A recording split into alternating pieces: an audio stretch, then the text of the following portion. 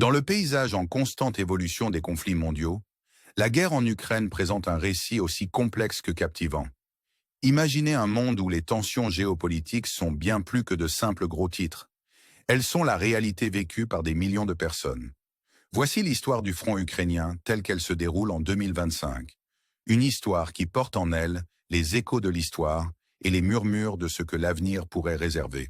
Au cœur de ce drame en cours se trouve la région de Koursk, devenue un point focal pour des manœuvres militaires stratégiques et des développements inattendus. Ces dernières heures, cette région a été le théâtre d'une série d'attaques intrigantes, créant des ondulations ressenties bien au-delà de ses frontières. Mais avant de plonger dans les détails, il est utile de souligner que soutenir des chaînes comme celle-ci est un moyen simple mais efficace de rester informé sur les événements mondiaux. Si vous trouvez ce contenu précieux, envisagez de vous abonner pour ne jamais manquer une mise à jour. Alors que nous parcourons le front ukrainien, nous commençons notre voyage dans le sud, près de la frontière entre les régions de Zaporizhzhia et de Donetsk. Ici, l'armée russe a réalisé des avancées significatives, poussant vers l'ouest depuis Rivnopil et Novosilka en direction de Novopil. Ce mouvement, couvrant une zone de 8 à 10 km², représente une poussée stratégique qui pourrait remodeler la dynamique du conflit. Pourtant, comme pour toutes les entreprises militaires, la durabilité de ces avancées reste incertaine. Ces gains tiendront-ils ou ne sont-ils que des victoires éphémères dans une plus grande partie d'échecs? En se déplaçant plus au nord, la ville de Kotlyarivka devient un point d'intérêt critique. Des images récentes et des rapports suggèrent que l'armée russe encercle cette localité, ce qui pourrait inciter des retraits ukrainiens. Cet encerclement stratégique positionne les Russes à portée de frappe de la région de Dnipropetrovsk, un jalon symbolique dans leur campagne. La proximité de cette frontière souligne l'importance de Kotlyarivka, non seulement comme cible géographique, mais aussi comme symbole d'ambition plus large.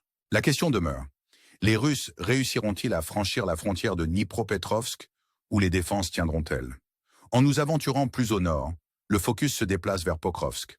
Cette zone a vu une résurgence d'intensité, l'armée russe capturant la localité de Kotline.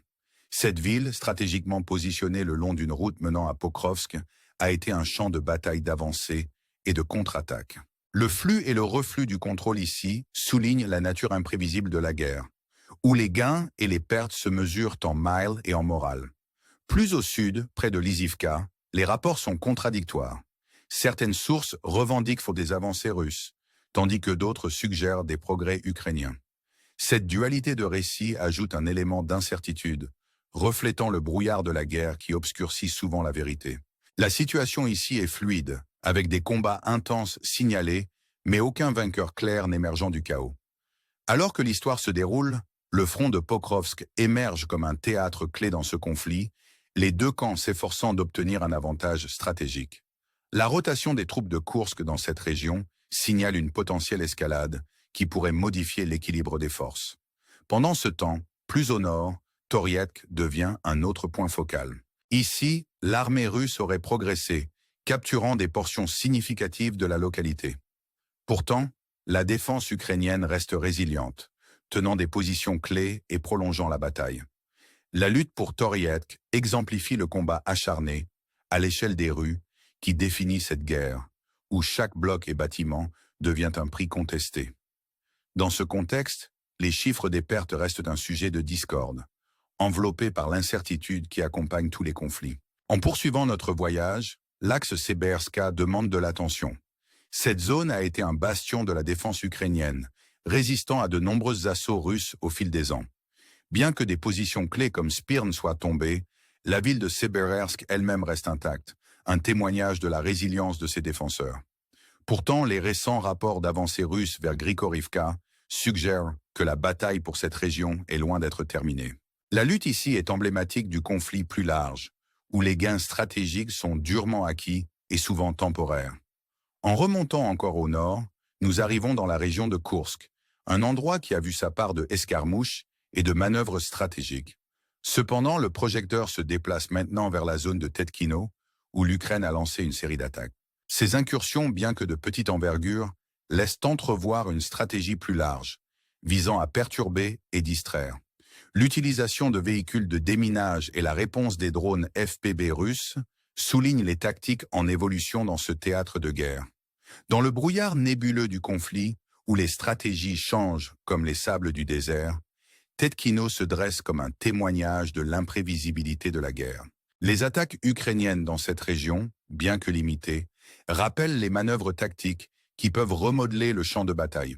Alors que ces escarmouches se déroulent, elles soulèvent des questions sur les implications plus larges pour la région de Koursk et au-delà. Quel est l'objectif ultime de l'Ukraine dans cette zone et comment ces actions pourraient-elles influencer le conflit plus large?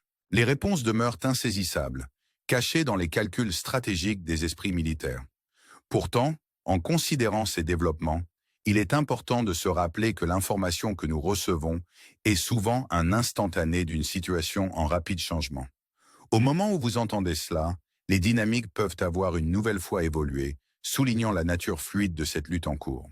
Pendant ce temps, les échos du conflit résonnent plus loin, avec des rapports d'une attaque de drones significative lancée par l'Ukraine contre la Russie. La cible, Moscou. Ce geste audacieux, encore enveloppé de détails préliminaires, met en lumière l'expansion de la portée du conflit. Comme pour tous ces incidents, l'étendue complète des dégâts et les implications pour l'effort de guerre plus large restent à voir. Dans le domaine de la guerre moderne, où technologie et tactique s'entrelacent, de telles attaques servent de rappel frappant de la nature évolutive des menaces et du potentiel toujours présent pour une escalade. Les enjeux sont élevés et les résultats incertains, nous laissant à réfléchir sur les ramifications potentielles. Alors que cette tapisserie complexe de conflits continue de se dérouler, on ne peut s'empêcher de s'interroger sur le paysage géopolitique plus large. La guerre en Ukraine, avec ses innombrables complexités, sert de microcosme des tensions mondiales, où les alliances sont mises à l'épreuve et les stratégies recalibrées. Dans cette ère d'incertitude, les actions des nations, grandes et petites, portent des conséquences lourdes, façonnant l'avenir de manières à la fois visibles et invisibles. Le récit de cette guerre repose sur les décisions des dirigeants et la résilience des personnes prises entre deux feux.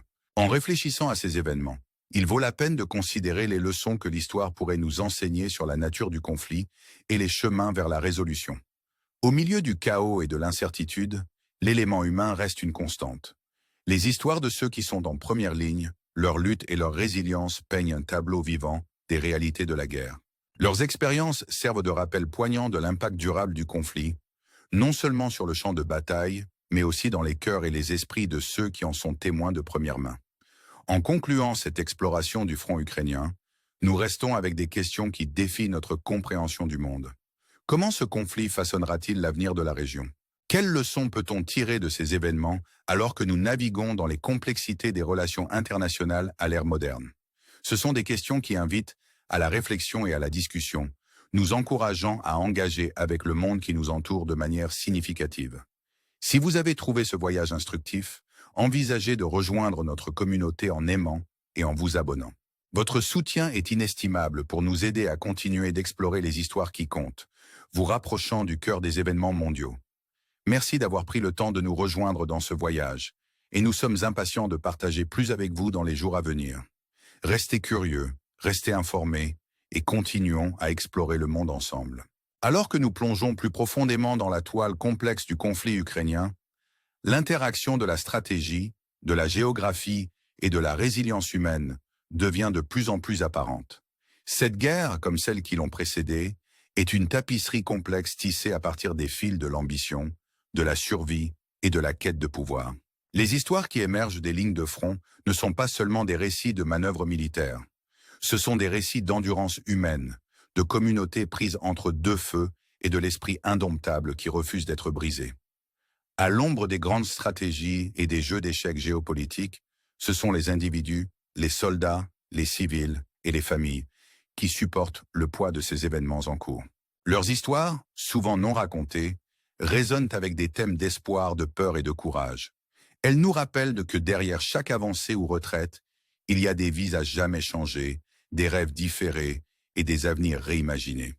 En réfléchissant aux drames en cours dans des régions comme Koursk, Zaporizhzhia et Donetsk, nous sommes rappelés du coût humain durable du conflit. Ces zones, désormais gravées dans les annales de l'histoire, servent de rappel à la fois de la fragilité et de la résilience de la civilisation humaine. Les paysages peuvent être marqués par la guerre, mais ils témoignent aussi de la force et de l'endurance de ceux qui les appellent maison. Dans ces temps difficiles, nous sommes appelés à considérer les implications plus larges de ce conflit.